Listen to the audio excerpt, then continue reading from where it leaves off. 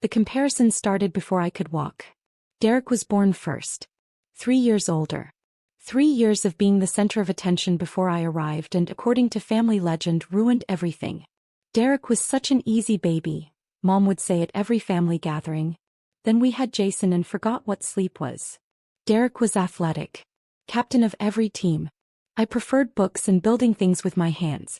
Derek was charming, social, the life of every party. I was quiet, observant, more comfortable with small groups. By the time I was 10, the family narrative was set. Derek was destined for greatness. We'd see. Derek went to Duke on a partial athletic scholarship. Played lacrosse. Joined the best fraternity. Graduated with a finance degree and immediate job offers from 3 major firms. Chose the one in Manhattan.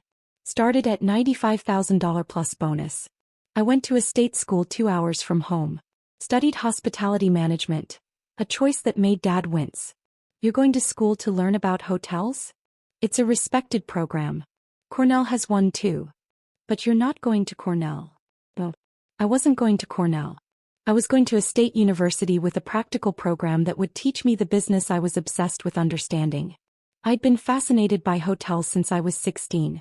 Not staying in them, we couldn't afford luxury travel, but understanding how they worked. The operations, the guest experience, the revenue management, the way a well-run property felt like a machine and an art form simultaneously. I worked through college. Front desk clerk at a Hampton Inn. Learned guest services. Then night audit. Then breakfast attendant when they needed coverage. I took every shift I could, learning every role. Derek came home for Christmas my sophomore year driving a new Audi. Talked about his Manhattan apartment, his expense account, his networking dinners at restaurants I'd only seen on TV. Jason's working at a Hampton Inn, he told his college friends, laughing. Living the dream. I was living my version of a dream, actually. Learning everything I could. But nobody asked about that. After graduation I stayed in hospitality. Got hired as an assistant manager at a mid-tier hotel in Charlotte. Salary, $38,000. Worked 60-hour weeks. Learned operations management, revenue optimization, staff training, crisis management. Everything that happened in a hotel, I wanted to understand it. Derek got engaged to Courtney, a corporate lawyer he'd met at a company mixer. Her family had money. Old money, the kind that came with a family crest and stories about ancestors on the Mayflower. The engagement party was at a country club. Open bar, past hors d'oeuvres, a violinist. I drove down from Charlotte wearing my only suit, which was slightly too big because I'd lost weight from work stress. Jason. Derek grabbed me in a hug that felt performative. Everyone, this is my little brother. He works at a hotel. I'm an assistant manager at. He's in the hospitality industry, Derek told his friends like he was translating for them. Courtney's father, Richard, shook my hand. Hotels. Interesting. Derek tells us you work the front desk. I'm in management, but I did start at the front desk. Good to work your way up. Character building. He said it kindly, but I could see him calculating my net worth and finding it wanting. Over the next 3 years I moved up. Assistant manager to senior manager. Moved from Charlotte to a better property in Atlanta. Salary climbed to $67,000. I was learning high-end operations now. Luxury hospitality. The 4-star and 5-star world where details mattered and service was an art form. I was also saving everything. Lived in a studio apartment.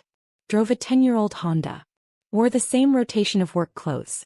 Every extra dollar went into savings and, increasingly, into investment accounts. Because I had a plan. Derek made senior analyst, then associate, then VP. His salary climbed into the multiple 6 figures. He and Courtney bought a house in Westchester. 3 bedrooms, professionally decorated, the kind of place featured in home tours. I bought my first property at 29. A struggling boutique hotel in Asheville that was 3 months from foreclosure. Used every dollar I'd saved, $180,000, plus a business loan that terrified me. Spent a year turning it around. Fixed operations, retrained staff, renovated key areas, rebuilt the reputation. Sold it 2 years later for a 280% profit. Nobody in my family knew.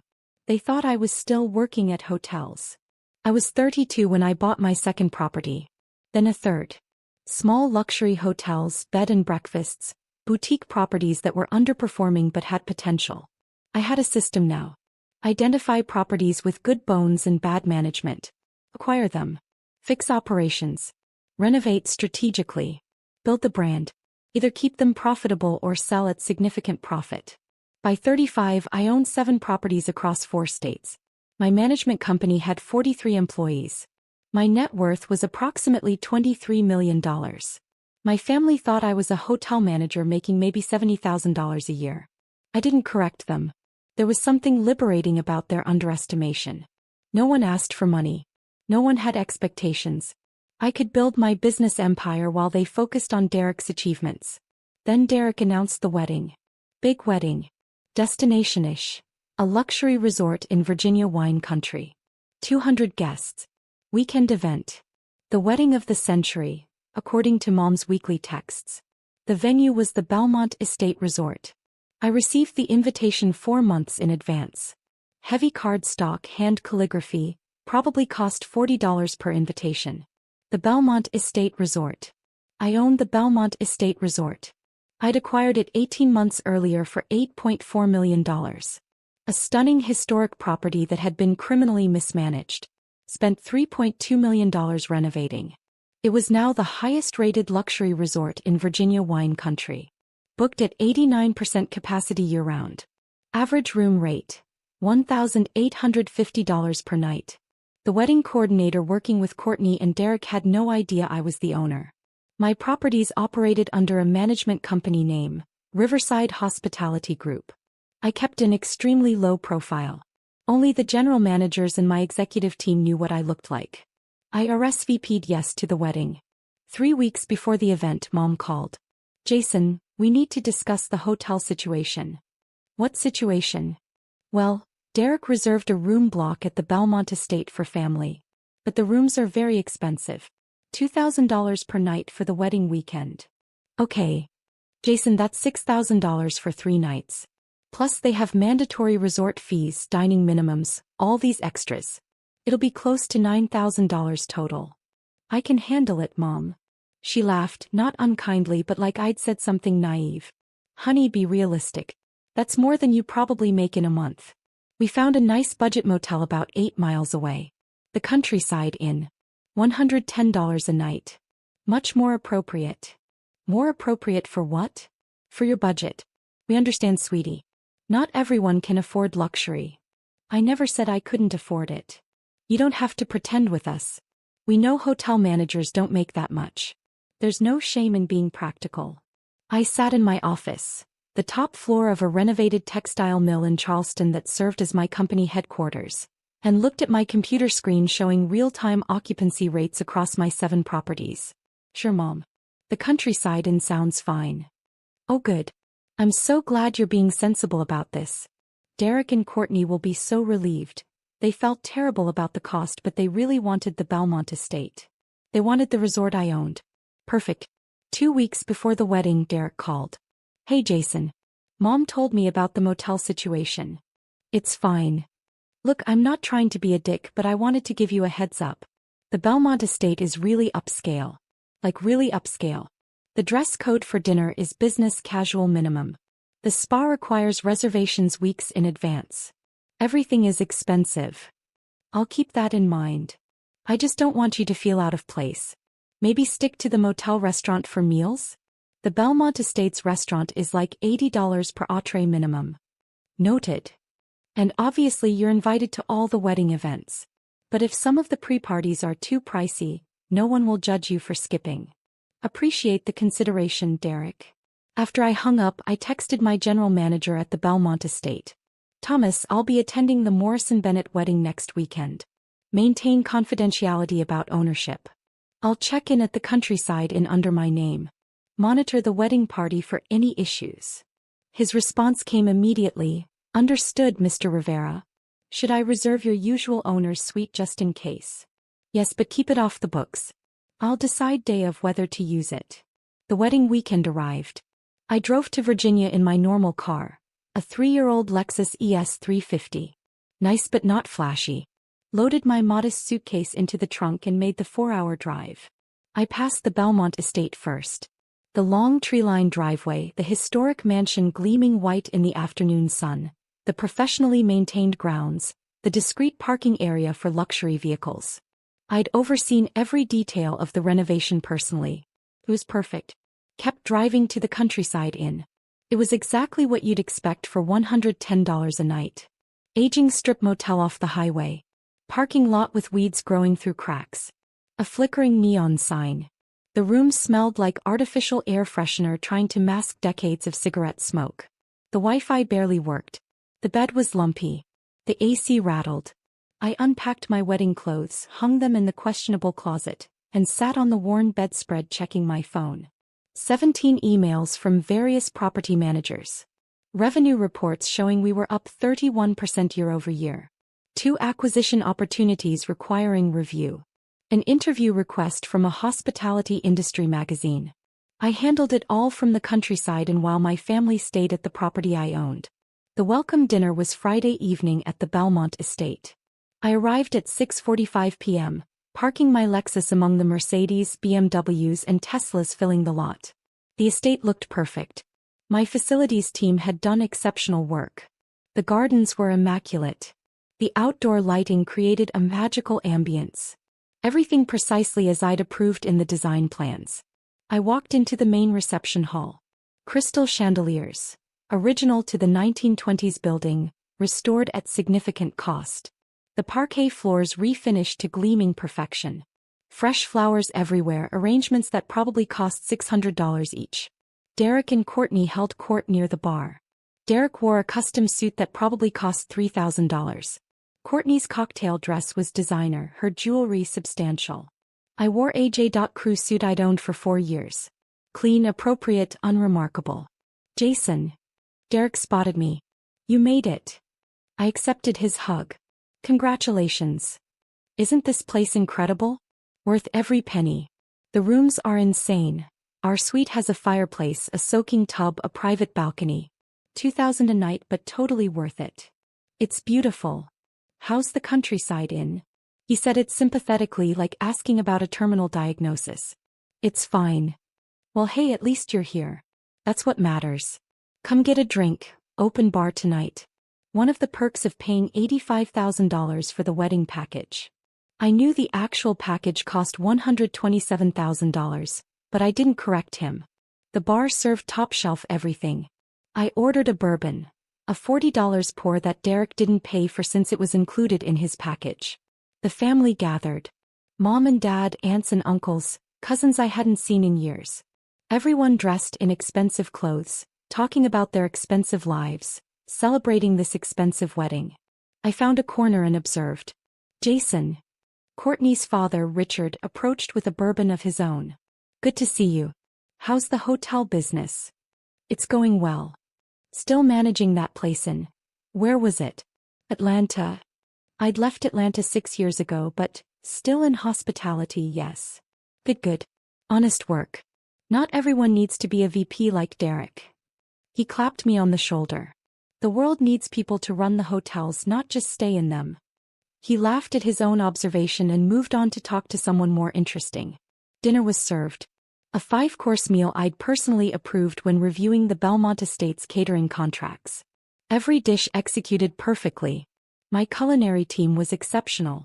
I sat at table 14, near the back, between Derek's college roommate's girlfriend and Courtney's second cousin twice removed.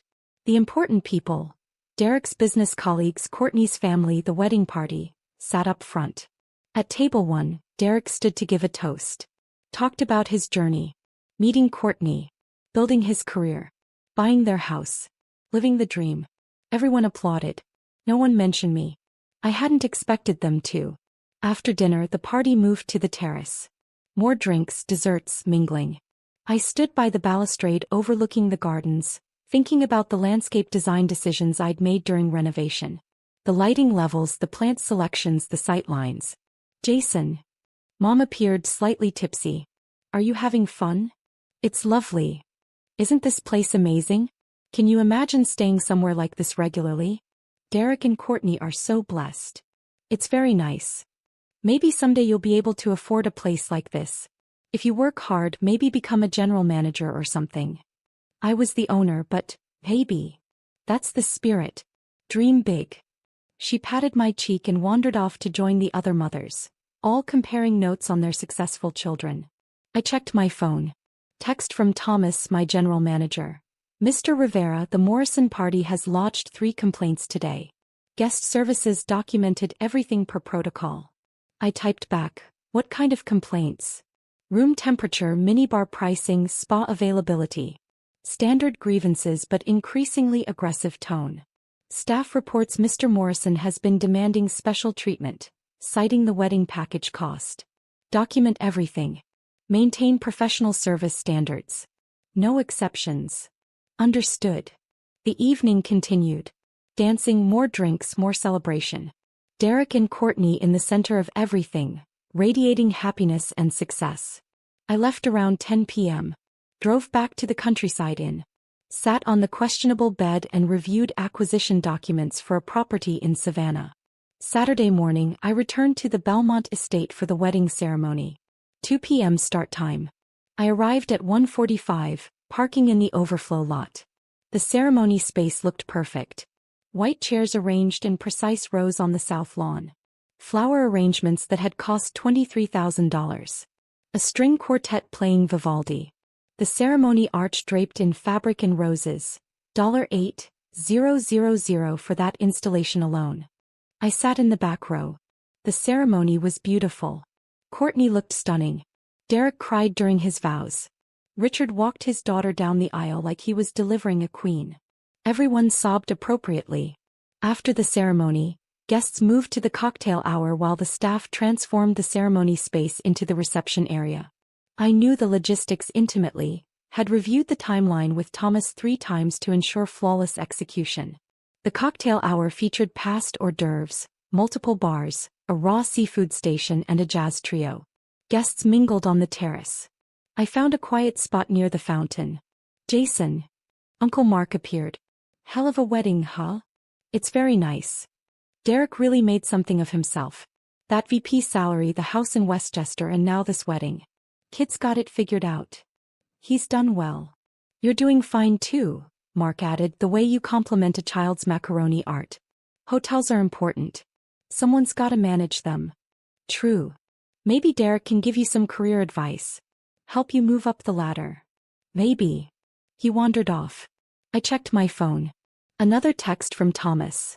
Additional complaints from Morrison party. They demanded late checkout without fees, complained about parking distance from building, requested comp spa services. All denied per standard policy. Mr. Morrison requested to speak with ownership. I smiled and replied, not yet. Maintain protocol. The reception began. Grand ballroom, capacity 240, renovated at a cost of $1.4 million. Crystal chandeliers I'd had specially restored. A dance floor that had required structural reinforcement. Floor-to-ceiling windows overlooking the estate grounds. Dinner was exquisite. Filet mignon, Chilean sea base, vegetarian Wellington. Wine pairings that cost more per bottle than most people's weekly grocery budget. I sat at table 19 this time. Even farther back. Between distant relatives who spent most of dinner on their phones.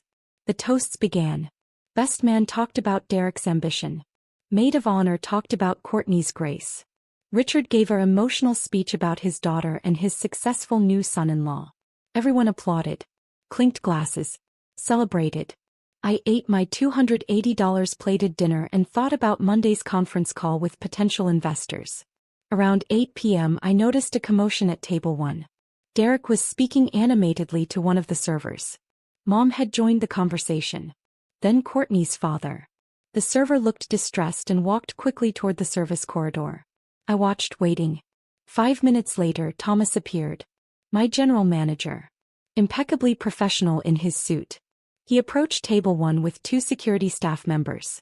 I couldn't hear the conversation from table 19, but I saw the body language. Derek gesturing. Thomas remaining calm.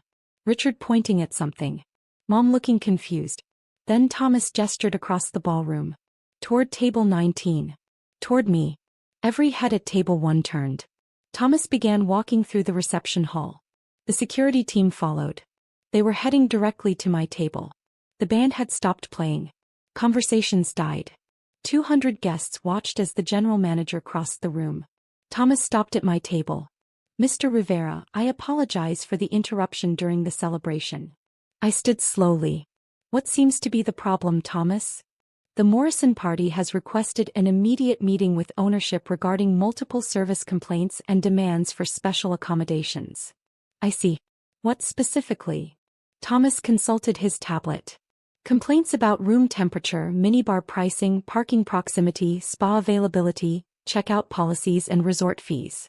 They're demanding full refunds on incidental charges, complimentary service upgrades and late checkout without fees.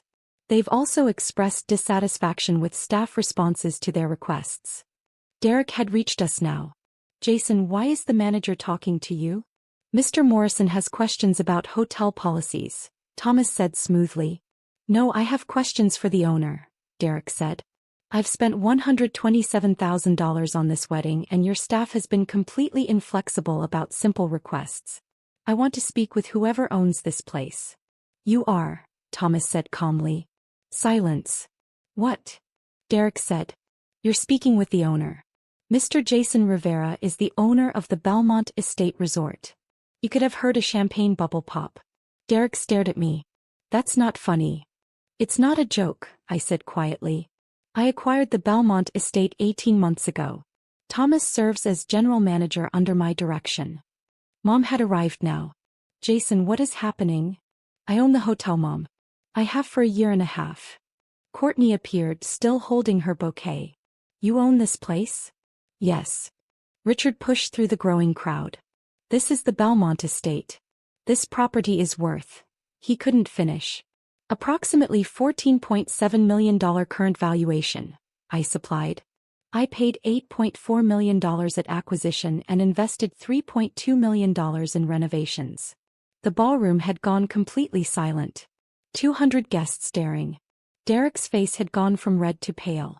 You own a multi-million-dollar resort. This and 6 other properties. I run a hospitality management company. Riverside Hospitality Group. 7 properties across 4 states. 43 employees. Annual revenue around $31 million. But you. Mom couldn't form words. You stay at budget motels. You drive a regular car. You never said. You never asked, I corrected gently. You assumed I was a struggling hotel manager. You told me the Countryside Inn was more appropriate for my budget. I didn't correct you because it was easier than explaining.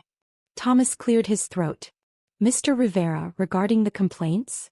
I looked at Derek. Let's address them. Thomas says you've demanded refunds on incidental charges. What charges specifically? Minibar, premium Wi-Fi, spa services, parking, Derek said weakly. All clearly disclosed in your booking contract. What else? Late checkout without fees.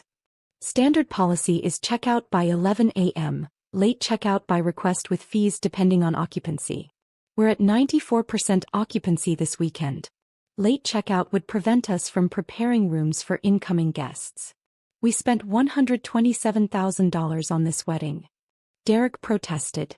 You spent $127,000 on a comprehensive wedding package that included ceremony space, reception venue, catering, bar service, accommodations for the wedding party and coordination services.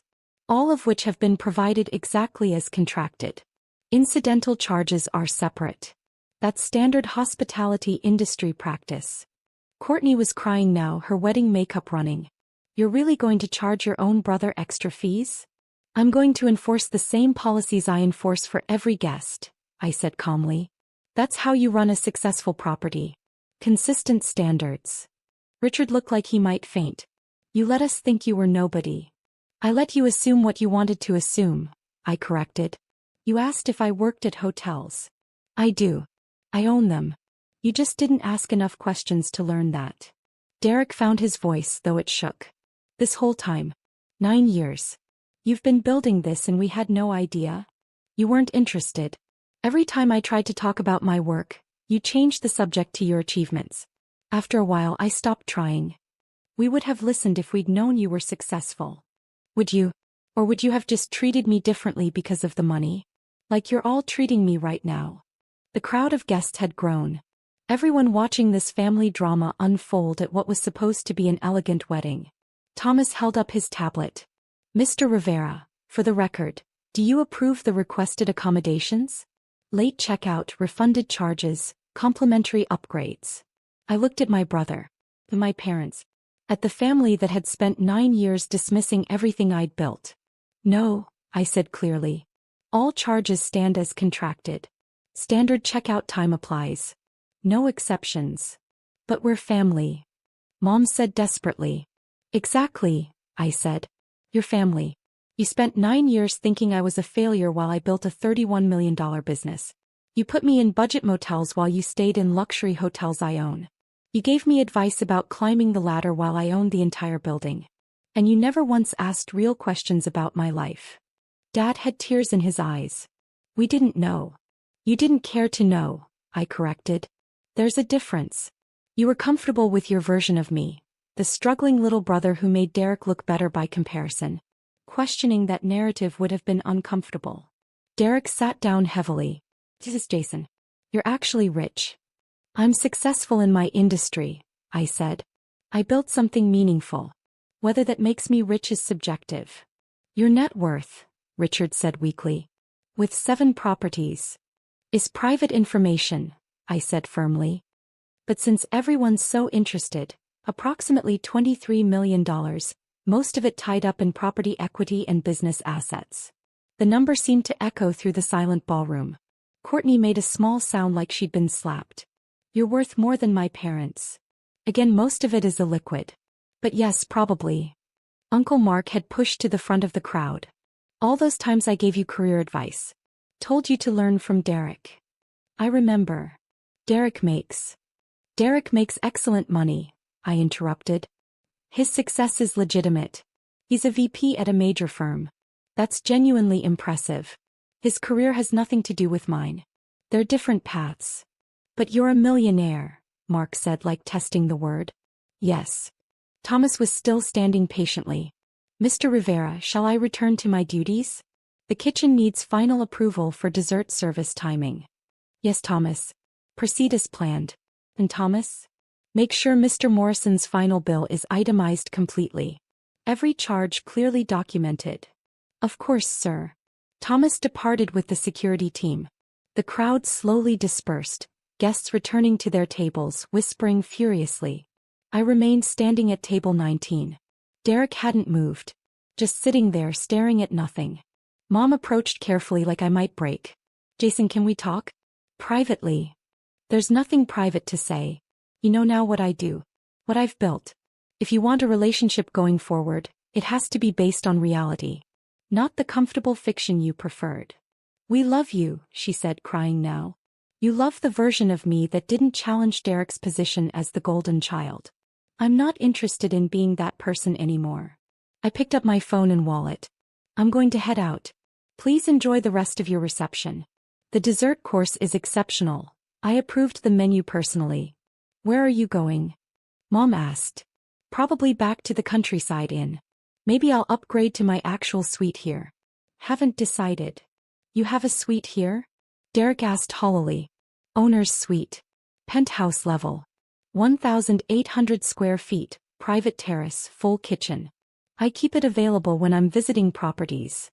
I started walking toward the exit. Jason. Derek called. I stopped, turned. He stood up, walked over slowly. I'm sorry. For all of it. For never seeing you. For never asking. For treating you like you were less. Thank you. Can we fix this? I considered it. Maybe. But Derek, I don't need your validation anymore. I spent 9 years building something extraordinary without your support. I did it anyway. If we rebuild a relationship, it has to be because we genuinely want to know each other. Not because you're impressed by my bank account. I want to know you, he said, and he sounded genuine. The real you. Not the version we invented. Then call me next week. Actually ask about my work. Listen to the answers. We'll see if we can build something real. I left the ballroom, walked through the lobby I'd designed, past the front desk where my staff maintained perfect professionalism, and out to my car. My phone buzzed. Text from Thomas. Your owner's suite is prepared if you'd like to stay, sir. complimentary champagne and the good scotch in the bar. I smiled and typed back, "I'll be there in 20 minutes. Please have housekeeping prepare the suite." I drove back to the countryside in one last time. Packed my bag, checked out, and drove back to the Belmont estate. The night manager checked me in personally. "Welcome home, Mr. Rivera. Penthouse suite is ready. May I say, sir, what happened in the ballroom tonight? The staff are calling it legendary. Just setting some records straight. The whole team is proud of you. You built something incredible here." I took the private elevator to the penthouse level. The suite was perfect. Panoramic windows overlooking the estate grounds. Custom furniture, luxury finishes, every detail exactly as I'd specified during renovation. I poured myself 3 fingers of 30-year scotch and stepped onto the terrace. Below I could see lights from the ballroom. The reception continuing. My family celebrating Derek's wedding at the property I owned, finally understanding what I'd been building while they'd been busy dismissing me. My phone buzzed throughout the night. Messages flooding in. "Derek, I really am sorry. Can we talk tomorrow? Mom, please don't hate us. Dad, we're so proud of you. We should have said that 9 years ago. Uncle Mark, I'm an idiot. Forgive me." I read them all. Didn't respond yet. Tomorrow would be soon enough. I stood on my terrace looking at my property, thinking about the journey that brought me here. Employee number 1 at a Hampton Inn to owner of 7 luxury properties. $38,000 salary to $23 million net worth. And I'd done it in silence. Without validation. Without support. Without anyone believing in me except myself. That made it sweeter. The next morning I had breakfast in my suite. Thomas brought the newspaper and coffee service personally. "The Morrison party checked out at 11 a.m. sharp," he reported. "All charges paid in full. No additional complaints. Good. Your brother asked the front desk for your room number. We declined to provide it per your standing privacy instructions. Thank you, Thomas. Will you be staying longer, sir? I'll head back to Charleston this afternoon. Please prepare the standard ownership report, occupancy rates, guest satisfaction scores, revenue analysis. I'll review this week." "Of course. And sir, if I may say, watching you own that moment last night was the most inspiring thing I've seen in 20 years of hospitality." I smiled. "Just enforcing standards, Thomas. Same as always."